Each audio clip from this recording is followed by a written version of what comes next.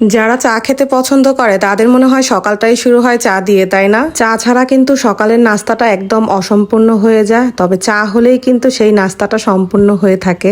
অনেকেই আছেন যে কোনো একটা চা খেতে পছন্দ করে, তবে আমার কাছে দুধ চা, রং চা যেটাই হোক না কেন আমি দুইটাই খুব পছন্দ করি। যারা যারা চা খেতে পছন্দ করেন তারা ভিডিওটা দেখলে কিন্তু অবশ্যই একটা কমেন্ট করবেন। সকালের নাস্তা করা শেষ হয়ে গিয়েছে, সেটা আর ভিডিও করিনি। তারপরে এই তো দুপুরের দিকে রান্না করতে চলে আসছি, আর আজকে আমি আমার পছন্দের রান্নাটা করব। টমেটো দিয়ে মুরগিটাকে ভুনা করব, আর এই তরকারিটা আমার কাছে খেতে বেশি ভালো লাগে, আমার খুবই পছন্দের। আমি সব সময় ব্রয়লার মুরগি খেতে একটু বেশি পছন্দ করি, কেননা এটাতে মাংসটা একটু বেশি থাকে, সেই জন্যে।